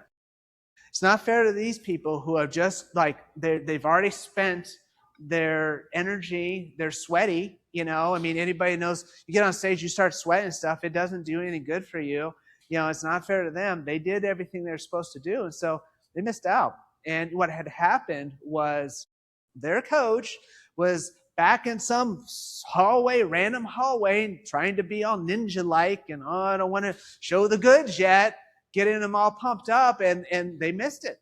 And that was it. So it was sad, felt bad, but don't miss it. So again, expediter, very important in knowing where you need to be. Just be relaxed. Everything we've been talking about at that point will help with that. You're going to be nervous, whether you're listening to music, whether some people are social, they just want to talk to everybody. Some people take a nap, whatever. Everybody's different how they get in their zone, but just relax and just be prepared, going through your posing, going through your routine, whatever the case is. Just your nerves are going to be high, so do everything you can to unwind. This is just the things that you're going to do that day. Again, get your tanning done. Usually you'll do your spray tan Friday, and then they'll do touch up on Saturday. They'll do a final coat and stuff. You'll do your final pee, do that. Then you're going to get glued into your suit, ladies, right? Yeah, so do that, get glued in. Then you'll get some glaze, a little bit of oil, a little bit of sheen, not too much, just enough to highlight, and then get pumped up, okay? And so usually backstage, the promoter will have equipment for you, but it's always a good thing. I like to bring my own band, so that way I can have those, they're mine. When you go from the pump up room to holding stage or off stage, you can still be pumping up, which is helpful, especially if it's cold out. And then again, be early, don't be late. Don't be the guy that misses his stuff. Okay, day after. Sorry, anything I missed on that? Like things that you guys would mention that, hey, something that you're like, oh, I always make sure I do this, or anything like that comes out. Just be very diligent about what the promoter sends, like the times and like the little details, because the day of or when you get to the venue, especially when you're going to go on stage, you want to try to, at least for me, I want to try to be as relaxed. So I just try to have all the other things like already taken care of, so that I can get to the hotel or get where I need to be. I know where tanning is. I've already checked in. Just all the little details. Just make sure you're diligent about it leading up to it that week, I think. I wouldn't do that stuff last second, just so that you have less things to worry about when you're about to. Yeah, absolutely. So this is something that I don't think gets talked about enough. Let's talk about after the competition. So again, congratulations. You got on stage. You look amazing. Huge, huge, huge achievement that only less than 1% of the population can do. So what do you want to do afterwards? So get judges' feedback. Most of the time, there's an opportunity to talk to the judges. I love this. As a promoter, I always like to have an after show party, so it's a time, we get food, we celebrate, but the judges are there. You can get feedback, and it's a great time to get that because you can get more from them, and they're fresh, and you are fresh in their heads, and so they can give you some really good feedback. How can you improve? Again, symmetry, all the things that you can do to improve. Oftentimes you can, or some competitions, like maybe you can get your judges' scores emailed to you, or sometimes they will designate somebody to a judge to send you feedback. But just figure out what that is. There's usually a way to get feedback from the judges. And be respectful too. Sometimes as a judge, sometimes you have to, just call it is what it is. They're giving you constructive criticism. If you didn't place the way you wanted to, be professional, be polite, and use that as fire and fuel to improve. Again, this is like you said, Brandon, this is a hard part about the sport. And so getting that to improve. Network, I said this earlier, but get to know other competitors, get to know them on social media, find their stuff, or, if they're in local area or whatever. That's one of the things I love about these competitions. It's like a little family reunion whenever you go to them, because again, it's a small circle. And so you get to know everybody. So yeah, get to know others. Get pictures. I'm a big fan of getting the professional photographer pictures because they're going to have the best lighting, the best angles. As a promoter, we let them get right up in there, and so they can get some good shots. At least it's a way to always remember this moment. But then later down the road, you can use those as comparisons, and see how you've done. Video if possible, but again, getting that feedback. And then enjoy accordingly. So after the competition, one of the best things about it is we eat, right, Sarah? Yeah. But you also want to do it in a way that doesn't wreck yourself, and so, you usually your eyes are much bigger than your stomach. And you want to just make sure that, you enjoy yourself, but all at the same time, don't get you to a point that sets you up for a failure as well. So I want to camp on this for a second. Have a plan after the plan. And so after a competition, your body is in a great state to put on a lot of body fat or get injured. Okay, and so you want to really try to set yourself up for success. And so after a competition, already have a plan in place. Already know that you're going to reverse diet. bring up your intake in a controlled manner. Don't go a free-for-all because your body is primed to put on body fat. So take it nice and consistently and slow. Have a plan afterwards. Like, okay, what's your off season look like? Like, are you looking to compete in 12 months or in 18 months or in 2 years?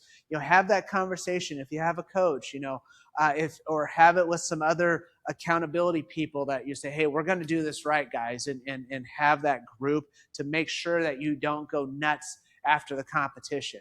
If you're doing another competition, okay, great. Set things up, for that next contest. But it's so important. If you just say, wing it, like, all right, we're going to have the post-contest meal. Woohoo.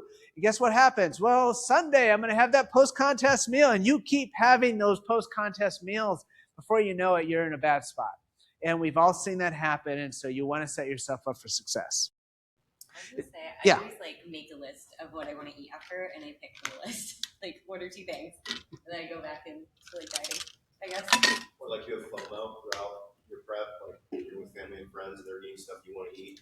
You're like, oh, I can't wait left my prep. I'm gonna get that thing, and then you never usually get that thing unless you intend to go out and get that thing. So just be careful with going to get all the things. Yeah. The reverse diet is the most crucial part. It's more important. It's the most important thing of bodybuilding, because your mindset after your competition, let's say you don't have something, more competitions after that, your mental state, if you don't have your support system, your mental state's going to be horrible. And if you don't have a plan,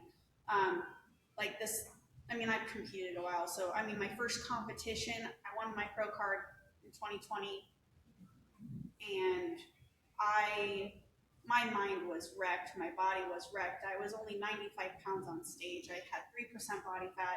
If I would have competed anymore, my body would have shut down. I probably would have died with how skinny I was. And I had muscle, but and then Ryan was not my coach. He was my posing coach, and I had a coach that won a couple shows, and he thought that he could, he knew things, but he dieted me too much. I was 3 months ready prior, and also it was COVID. Yeah, so I was gonna say it was pushed it didn't help. back.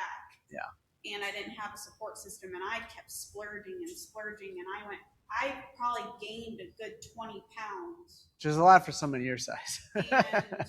And so also this last one, I wasn't in prep at all. I only prepped maybe 2 weeks, and I stepped on stage. Not very many people can do that. But one of my, she did her first show, and we did the Iowa show together because she was the bikini competitor with me. I gave her my number, and maybe a week after the show, she messages me and tells me that she needs some advice. She's splurging. She's had a lot of crying fits, that she needs somebody to lean on. Well, I gave her advice and told her my experience, and told her, if you need me for anything, I'm here. And I gave her some tips, and she was so happy. And she actually, I'm pretty sure she got back on track. Yep.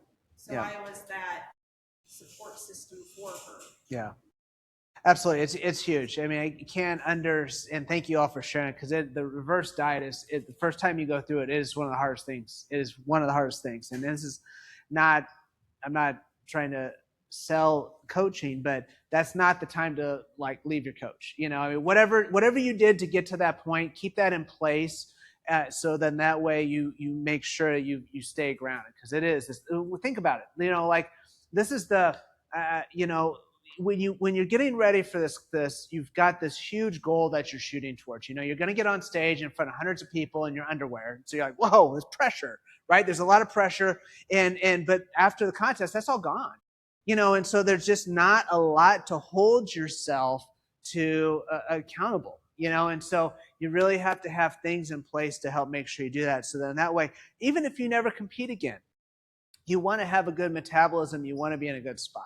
You don't want to be one of the people who, a year from then, people like, you competed? Seriously? Want to make sure you set yourself up good. So one of the last things I'll say about this. Yeah. It's health, right?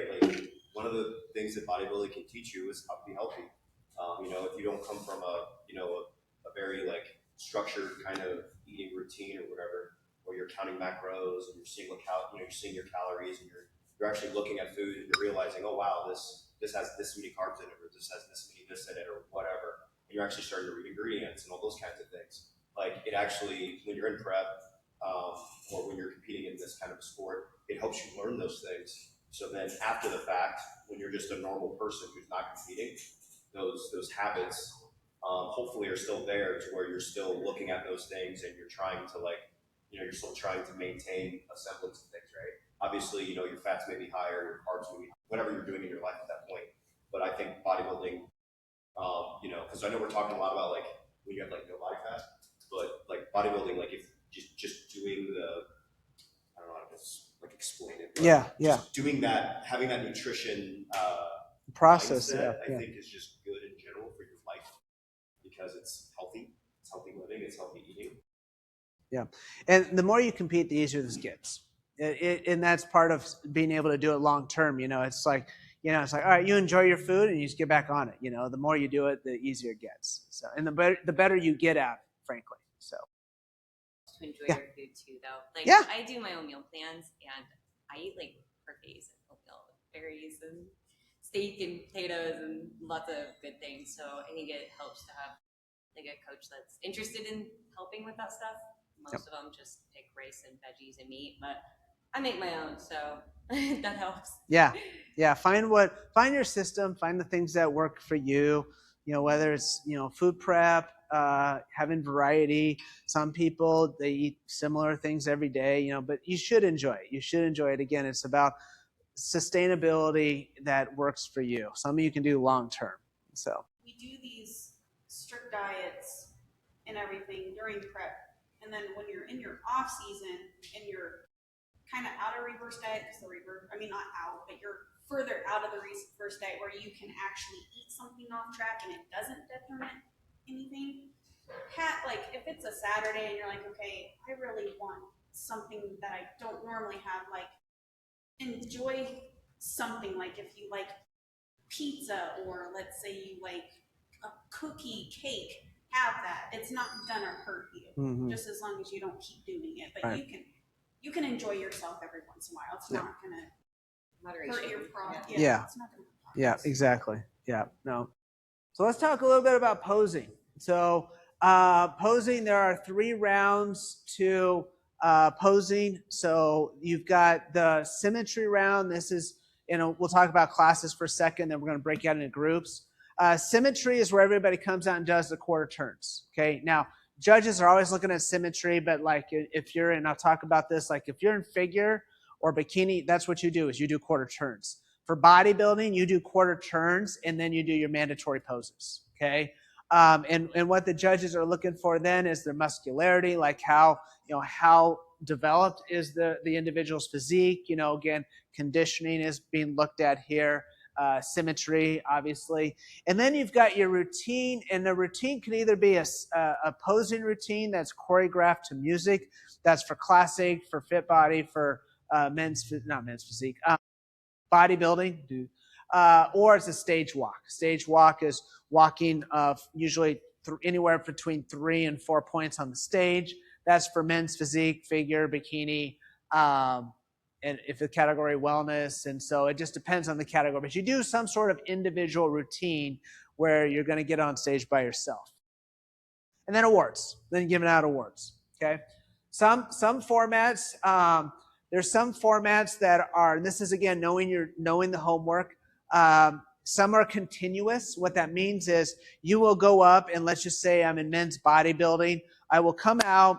I will do group comparisons with everybody else in my class. I will file off stage. Then the next class will come out, do their group comparisons. They'll file off stage, so on and so forth. Once everybody's done that, then everybody will come out and do their individual routines. And after everybody's done that, then they'll give the awards. Okay, that's continuous format. What would be called a captive format is similar, but so they'll do the group comparisons, And then everybody will do the group comparisons, and then the next category will do group comparisons, and then next category. And then after everybody's done their group comparisons, then they'll start from the beginning again, do the routines, and give out awards. So there's usually a little bit of a block of time in there between doing group comparisons, routines, and awards. Okay, but it's continuous. Okay, that's captive format. And then the classic format is, oh, see, that's weird. The classic format is you have pre-judging where you'll do your group comparisons and everybody will do it. Then there's usually a break, and then you'll come back 3, 4, 5 hours later, and then we'll start with finals, which again is routines and then awards. Okay, so know what format it is before the competition, because that's important when you go to time your meals and what you're going to eat, and just frankly, how long you're going to be there. You know, it's the difference between, hey, guess what? You're going to be there at 8 a.m. and be there for a few hours and you're done, or you're going to be there from 8 a.m. till 10 p.m. at night, you know, and how you tell your people to show up to see you. So those are, just know what format it is. Okay, we're going to break down some categories here. So for those of you that have never competed before, there's different categories. So I'm going to briefly go over the different categories so you kind of know what the judges are looking for. And then we'll break out into groups. And then you can go to the category or categories that you feel like best describes you. And if you don't know, that is fine. You can just pick one. And this is something that evolves over time. You might start off in bikini and then end up in figure or vice versa. So it's not like, okay, this is what I always am. So I'll walk over here and I'll point out some things here. So this is bikini.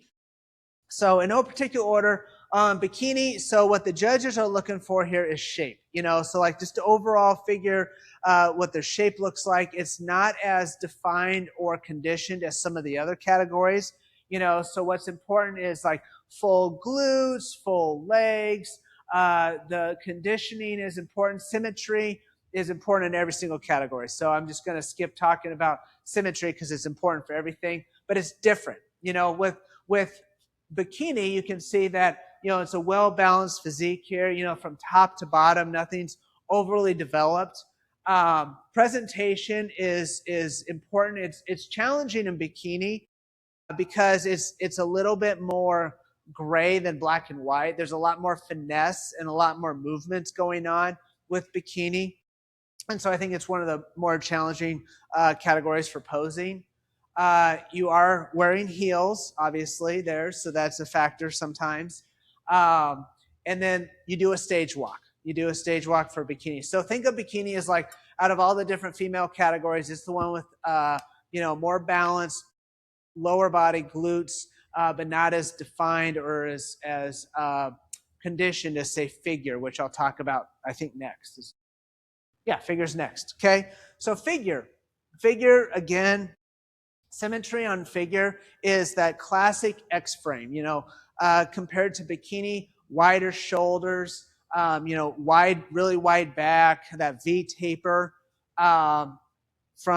still has development on muscle. So more muscle than, say, bikini, okay? Not as much as, say, bodybuilding. Presentation on figure is quarter turns again. I like the posing for figure, Sarah, it's honestly, it's about as black and white as you can get. I mean, you're doing quarter turns and it's very stoic, I think is a good word. Would you agree with that, Sarah? I can say that. Yeah. Graceful a little bit too. Yeah, absolutely. There's certainly there's finesse and grace on it, but yeah, it's not as much dynamic as, say, bikini. And again, you're wearing heels on that as well. There's a stage walk for figure. Okay. Next category is fit body. This is newer for us as a federation. This is, like Kayla said, you know, somebody who was in women's physique would be fit body physique. It's more muscular than, say, figure, and bikini, definitely more muscular than bikini. So you're seeing more muscle definition, more conditioning. It's a leaner physique. Symmetry is, again, balanced from top to bottom. You know, if somebody doesn't necessarily have that big, wide X frame, but they have a lot of muscle, then they might be a little bit more suited for a fit body. Again, more muscle than, say, figure. Poise and presentation. So with Fit Body, you're doing mandatory poses. I think there's six or seven. I don't remember, but there's front double bicep, rear double bicep, side chest. So you're doing poses like you would say for bodybuilding, but it's a little bit different than bodybuilding. Conditioning is tighter for Fit Body. It's a more cut, conditioned physique than, say, bikini is. And then you will do a routine with Fit Body as well. All right, so that's the women. And sorry, let me go back. I don't have it listed on here, but wellness is another one. Wellness is another one. That one is more lower body dominant category. Not every federation offers that, but it's kind of similar to, it's kind of a blend between figure and bikini. Again, you're doing quarter turns, more development in the lower body. That is more of the emphasis. You're wearing heels, and you do a stage walk on that as well.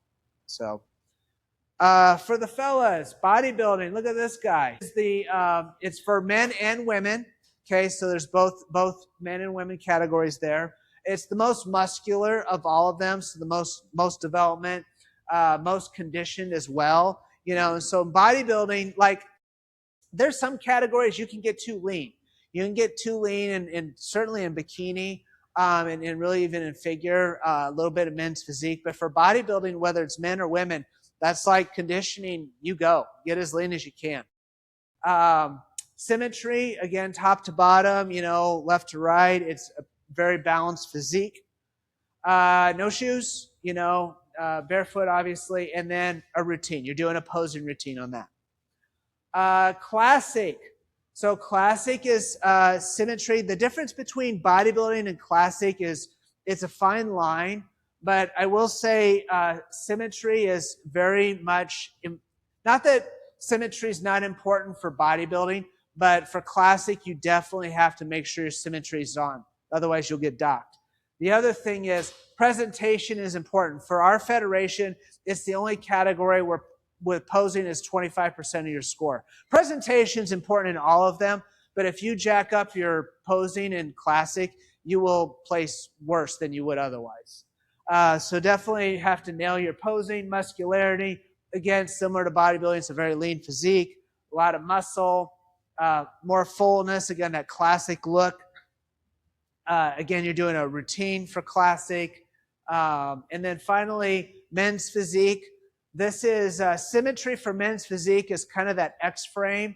And so it's kind of similar to figure in that, it's a guy that fits well for men's physique. Has got a big back, big wide back, very small waist, lean, has muscle, but not overly muscular. It's not a bodybuilder, so not as muscular as, say, a bodybuilder.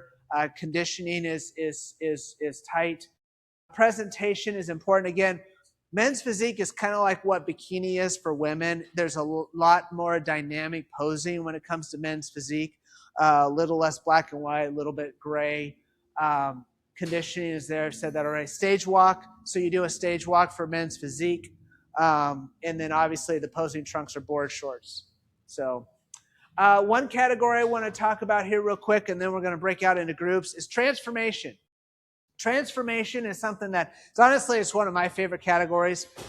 It's for those individuals that have just made a transformation in their life, and so, maybe they've lost a bunch of weight, or maybe they've overcome some sickness or illness, or, maybe they had some sort of, challenge in their life, whatever the case is. But, we'll have this competition, and, it's about self-improvement. We give out prize money for it. And it's just about the journey. It's about what people overcame, and then also what they've continued to do. So it's not always just hey, this is my before and after pictures. It's what did they do to get to that point. Part of it is they write an essay, they submit an essay, and then that is read, and that's part of the judging process. And then, of course, physically, what are the changes? What are the changes there? It's not necessarily about the end physique. We're not necessarily looking for six-pack abs, but it's like, what did they do? When they get on stage, we make it very, not intimidating. They can wear athletic wear, whatever clothing they want to wear. They want to wear a nice dress. They want to wear just, a tank top, whatever. It's just a chance for them to get on stage as we're showing the before and the after pictures. And then, they don't hit any specific poses. It's kind of like a stage walk and stuff. So I say that because, if you know somebody that's like in the middle of a transformation or getting ready to start a transformation, tell them about this. It's an awesome class. And I've seen people do transformation, and they also might do, women's physique or bodybuilding or whatever the case is, because they're doing that too, but they made a huge transformation to get to that point. So it's really cool, really cool. All right, here we go. Now it's time for you guys to get up and move a little bit. We're going to break out into groups. And so what we'll do is we'll divide up in groups. And so I'm going to have Brandon and Chris. You guys can take the bodybuilders, the men's bodybuilders and the women's bodybuilders. So if you know that's your category, or if you're in classic, you can go with those guys. If you're in figure, go with Sarah over there. She's going to help you with that. Bikini, Kayla is going to help with that. And then men's physique, I'll take those. And so if you're not sure which category you're in, just pick one, and then you can float a little bit. So we'll spend about 30 minutes or so, 25, 30 minutes. And nobody's getting judged here. No pressure. This is just a taste of posing to try it out and see what it's all about. So let's break up, and then we'll get back going here in about a half hour. Huh? Legs asleep? Yeah, everybody just wants to get up and move. Men's physique? Yeah. Awesome. We'll kind of just come over here. Yeah, we got some room. See who else is going to be here. What's your name? I'm Brian. Brian, yeah. Hey, good shirt, man. Yeah, you competed last year, didn't you? No? I didn't. No? Did he? Who's your uncle? That's weird. Oh, really? Oh, very cool. I think he did. I got the shirt. Yeah, there's a good chance he did then. So that's great. That's cool. Hey, Hazel. So, well, cool. So did you have you been to a competition before? Something I'm very interested in. Okay, cool. Very cool. Well, today, we'll just kind of talk through basic 101 what men's physique is and stuff. And so with men's physique, again, like I mentioned, you do quarter turns. Okay. And so when you get out on stage, when you're, the first time you'll have everybody lined up here, and everybody will do the same poses. For men's physique, there's only 4 poses. Okay. So when you come out, I'll pretend I'm kind of coming on stage. So you come out and you get in your first pose. And so this is the pose that you start out with. You got to have one hand on your hip. See how I have my feet kind of spread a little bit like this? So I'm leaning onto one leg. So you're always going to do a quarter turn to the right. And so I like to put the emphasis on my right leg. Okay.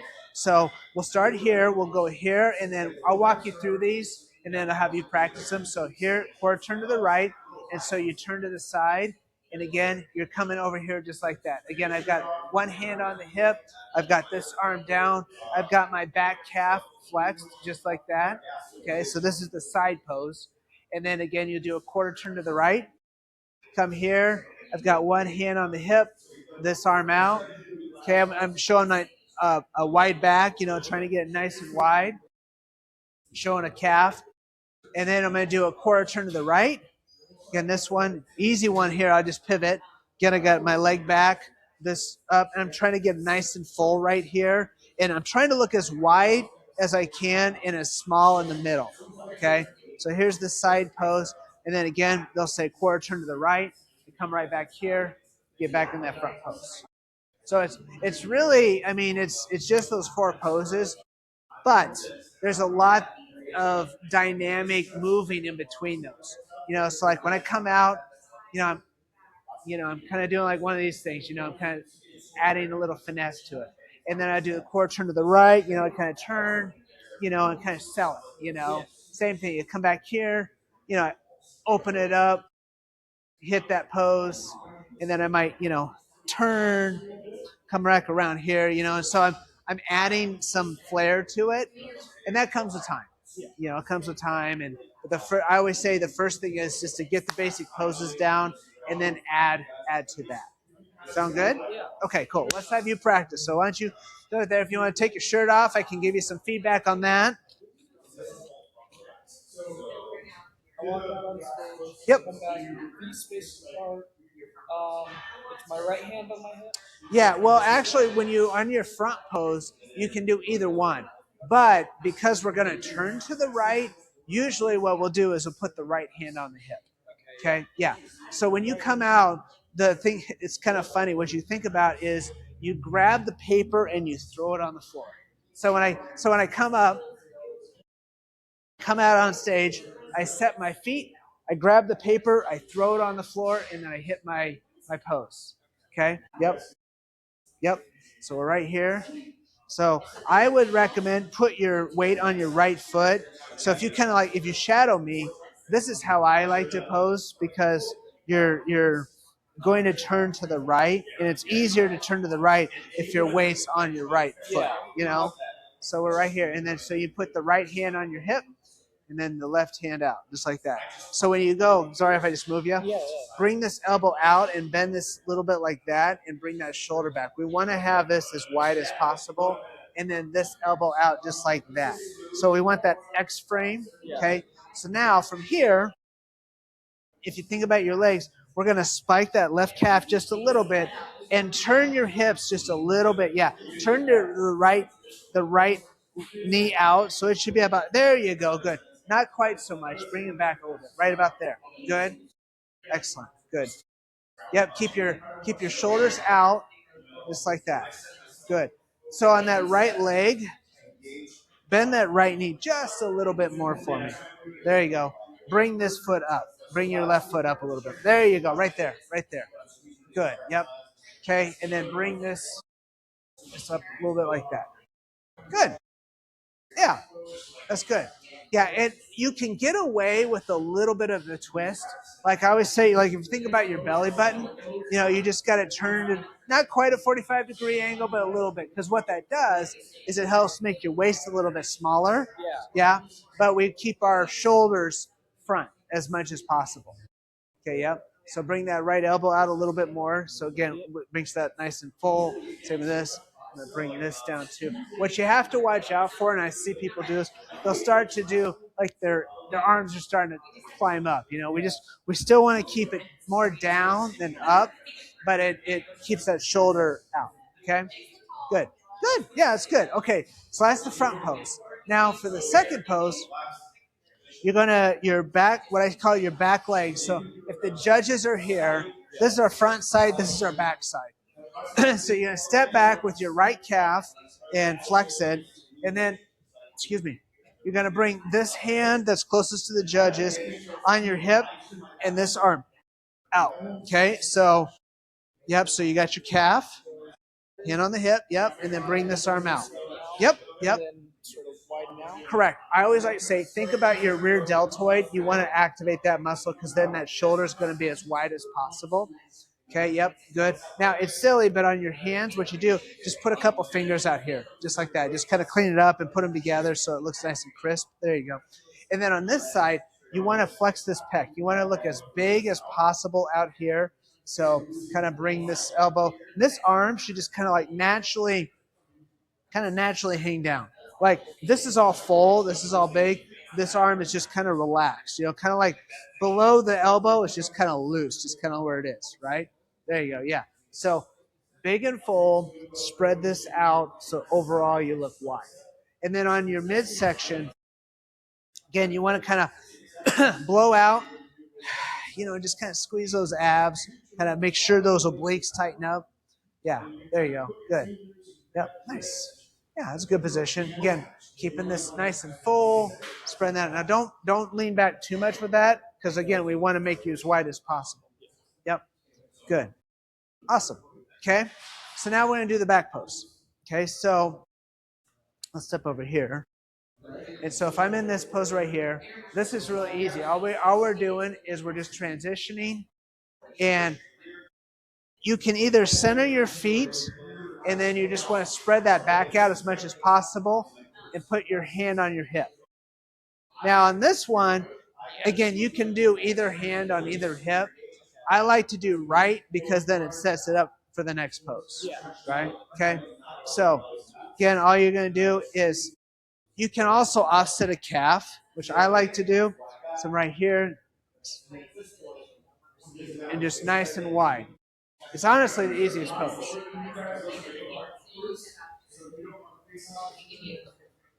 Yep. There you go. Yep. Wide back. Hand on hip. Yep. Good. Yeah, bend this elbow a little bit more because again, we want this to look like, nice wide, just like that, and then bring this out too. So we want to spread your back out as much as possible. There you go. Yep, there it is. Excellent. Good. Now on this pose, I want to mention there's in some competitions they might have you put both hands out. So it just depends on the federation. Some you'll put a hand on the hip, some it's both hands out. So yeah, so again, this is where the homework comes in. And no, I'll say for us, it's one hand on the hip. Yep, okay. So go ahead and hit that back pose again, one hand on the hip. There you go. Yep, spread it out, open it up.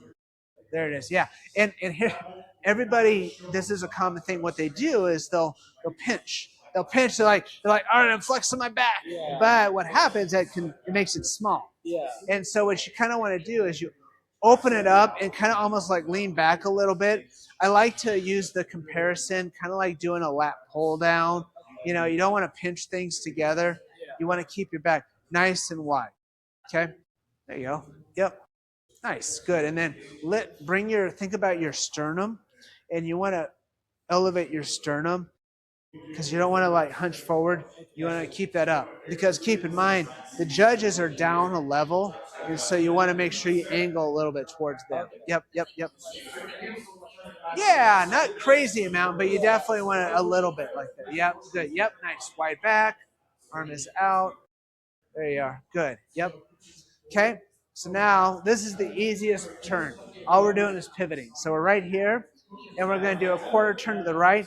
All we're going to do is just turn. Our legs are already back there, and you're just going to bring that around with your left side.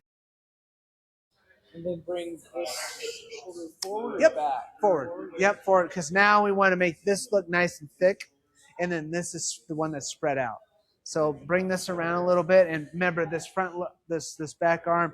Just bend that elbow just a little bit. There you go. Yeah. There it is. Good. Give me a little bit more out here, just a little bit more. We want to try to create a similar distance there. There you are. Yep. Okay, cool.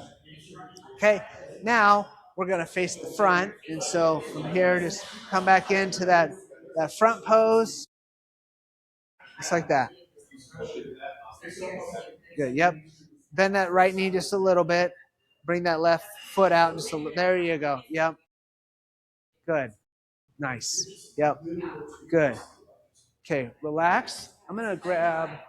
I'm not. Sorry. I was going to take some pictures. Give me 1 second. I'm going to grab my phone and I'm going to take some pictures.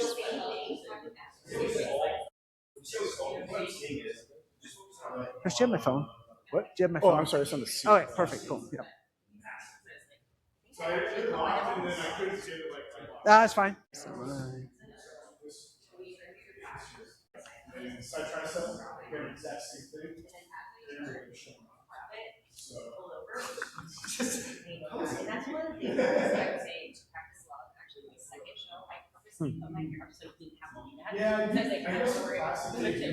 There it is. There it is. All right. I was going to take some pictures here. I'll take some pictures of you, and then I'm going to take some pictures of the group here, too.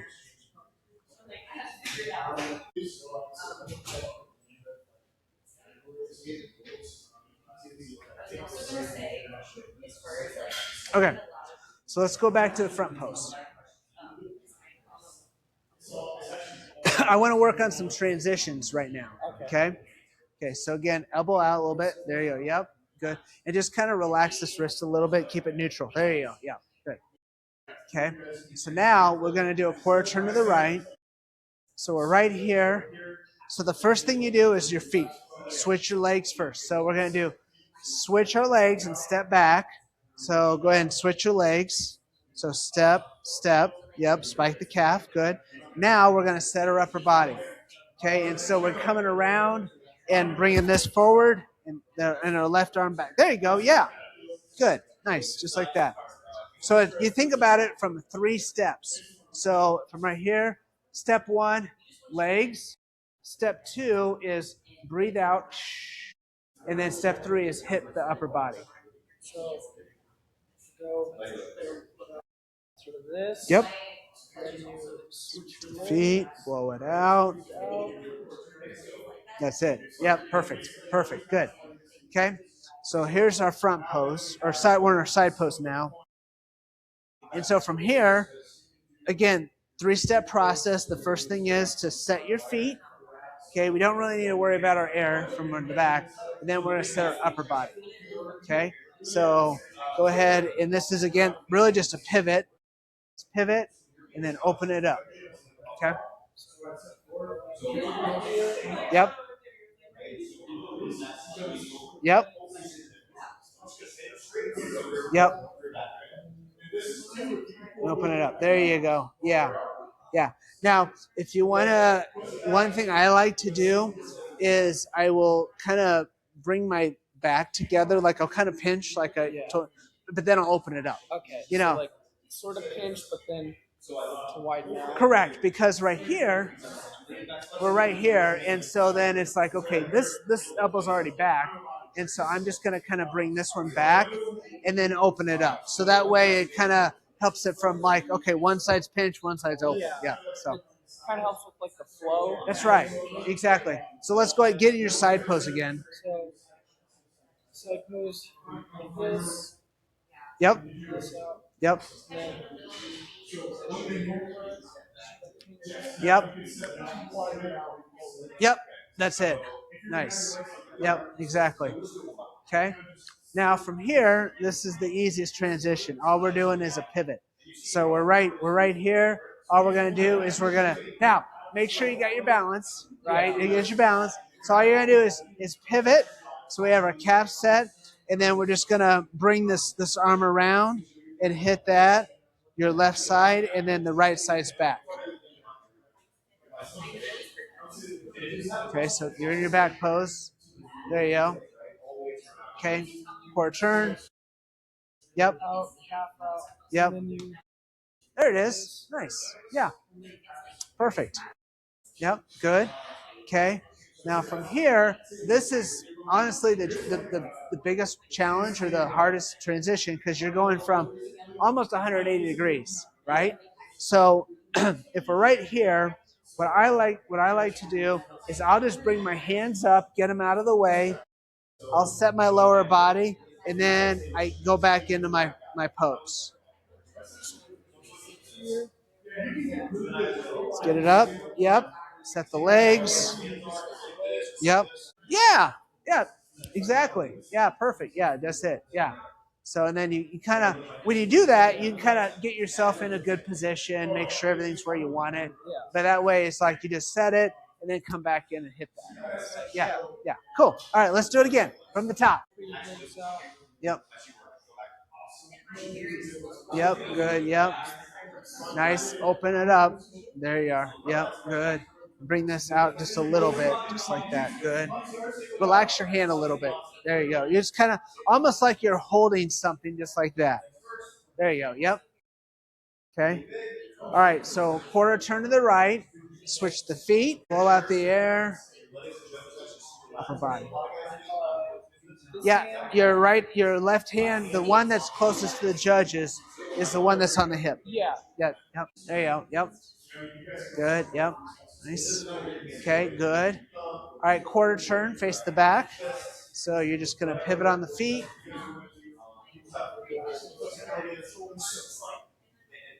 There you go. Good. Nice. Yep. Just like that. Okay. Now quarter turn. Whoop. Switch it up. So go back. Yeah. You're right. That's right. Yep. Just pivot. There you go. Yep. Blow it out. Yep. Set that. Nice. Excellent. Okay. And then big finish. Face the front. Finish. Arms up. Come right back to your regular pose. Yep. Sort of. Yep. Bring that elbow out so we can get that nice wide. Yeah. There you go. That's it. Yeah. So it's just sort of practicing that. That's right. Yeah. If you want to give me your phone, I can record you going through that. If you want to do a little video, that way you've got some. All right. So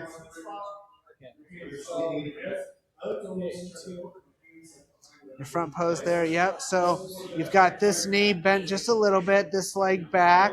You've got this elbow out right here. We're doing that X frame right there. Nice and wide, relaxed hand. Good. Perfect. Okay, quarter turn to the right. So switch the legs, blow out the air, and then set the upper body. Good. Yep. Nice and clean, crisp hand. This is nice and thick up here. Arm is coming down. Again, nice and wide, small in the waistline. Good position with the legs. Okay. Quarter turn to the right. So you're going to turn the feet, pinch the back, and then open everything up. Hand on the hip, nice and wide back. You're leaning back a little bit. You're not pinching your shoulders now. You're keeping it wide, but keeping things flexed. Again, you've got one calf spiked. Okay, good. Nice relaxed hand. Quarter turn to the right. You're just going to pivot, set your legs, blow out your air, and then bring that left arm out. Show me, slide that up on your hand, on your side there. Yep. There you go. So get in a good position. So you have that X frame right there. This is nice and wide. Blow out your air so you're tight in the middle. Again, your back calf is flexed. Now you're going to do a quarter turn to the front. So go ahead and just get the hands out of the way, set your feet, and then reset your upper body. Put that on the hip. There you go, nice and wide. That's men's physique. Nice. Yeah. So I kind of talked you through that, and I tried to point everything out. So that way you can use that as like a way to study. So, yeah. Okay. Yeah. No, that'll go into my routine because after not all of my lifts, but I do sort of like sort of check out my pump and then I take like progress pictures because I'm actually about a year and a half ago I was 220. Wow. 160 now. Holy cow. He's a big guy. Yeah. Started running a lot. Okay. Been getting into the gym more because I've sort of lost the weight, gotten to like a place where I'm stable now. So now it's all, for me, it's all about like building that muscle. Yeah, mass, getting up to absolutely. where I'm at. But I also like staying athletic because I found a love for running. Okay. Things like that. Yeah. So I'm not necessarily like a bodybuilder. Yeah. Because I'm more conditioning. I like long distance, Yeah. things like that. Sure. Like 13-mile runs. Wow, that's amazing. So when I was talking about transformation, I mean, right there, you know, for you, I would say that when you do compete, you know, do transformation and men's physique. Do both, because obviously huge transformation. Yeah. You know, 220 to 160. So. Man, that's amazing. Well, and I think that category, men's physique, is perfect for what you said there because, I mean, you know, your legs are probably not as massive as they would be if you never ran any. You know, I'm not saying it's not bad. It's just that's your preference, so it's perfect for you. And you've got really good wide shoulders, so that's a good lends itself to that category too. So awesome. Yeah, I get compliment. The resident over there is my best friend. Oh, very cool. He's been lifting for years. He's helped me sort of get into it. Yeah. He always says all the time, "Oh, you have really good shoulders. Yeah. Like, you're good, you're like really wide. Like you have so much potential. Yeah. Build on consistent in the gym. Stop running as much. Yeah, it's a balance. You know, it's a balance. How old are you? I'm 20. 20. Wow. Yeah. See, you're just getting started, and so you got a lot of building ahead of you. And what's cool about that is at your age, I mean, you've kind of exactly what we've been talking about, resetting your metabolism. You know, I mean, you're reverse dieting right now. You know, so no, and that's awesome. Yeah, good for you, man. What did you do to lose all the body fat? Really, it was just being consistent with running. I would either before or after work each day, I'm going. It's like I'm doing a minimum of 4 miles today. Started eating better. chicken and rice. I really fell in love with chicken and rice. Or like That's good. ground beef and rice. There you go. I always make fun of myself. Like I eat like a dog because I'll meal prep for like a week, just ground beef and rice, and I have no issue with it. Yeah, just eat the same thing. Yeah, Just go. it's the same. It's all the same to me. It's sort of that mental aspect. If it's fuel, you Yeah. sort of stop thinking of food as food, and it's Yeah. just like this is what's going to fuel me Yep. for the days. Yep. It's what I sort of transitioned into. That's cool. Good for you. Yeah, I didn't want to be as heavy as I was anymore. Yeah. Oh, yeah. Way to do it at a young age. You know, I mean, too many times that you see somebody in their 30s, 40s, 50s say, I need to make this change. You can do it at any time, but it's a lot easier at your age than it is when you've been doing that for most of your life. So, good for you. Decided to get out more, and it's also sort of that like mental clarity you get running. It's Oh, yeah. You feel good. Oh, yeah. You're Yeah. out in the sun. Yeah. Just nothing but you, and sort of I don't remember who brought it up earlier, but you get sort of that like you versus you Yeah. like mentality. Yeah. It's just like Yeah. I have to do this to prove it to myself. Yeah, you do. And that carries over into so many things. Like, if I can do this, I can do anything. You know, I can do that, you know? Tuesday, I'm flying out of here. I'm going to Montana completely alone. I'm climbing a mountain. Are you really? I wanted to see if I could do it, so I'm going Wow. this upcoming week. Yeah, very cool. I never would have done that before, but it's the mentality of just like I have to show that I can do it to Yeah. myself, and I know that I can do Yeah. it, and I know that like I'm not perfect, but I can work hard to achieve That's right. that level. Yep, absolutely. Yeah, good for you. It's the mentality. You've got an extra gear that you never had before. Yeah, That's cool. it's nice. That's cool. Good for you. That's good. Yeah. Well, I owe a lot to Chris, my buddy, just getting me consistent in the gym, lifting Yeah. more. I need to lift more. but it goes back to having that accountability.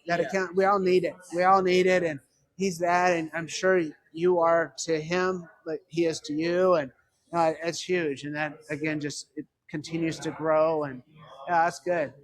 Cool.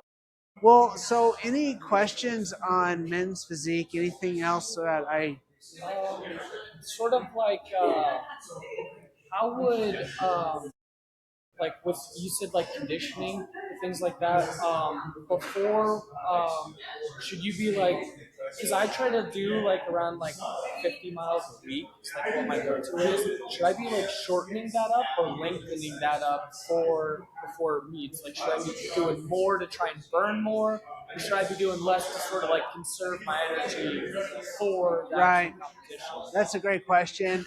It kind of depends on like your rate of loss, like how lean you're getting, and then also, as like I mentioned before about muscle retention. You know, I mean, the thing about cardio is it's active and stuff, and so it's putting stress on your body, and so you could lend itself to losing muscle if you're losing too fast. Yeah. But at the same time, you know, if you're like right now, assuming you're focused on put on size right now, Yeah. you know, you just need to compensate for the calories burned.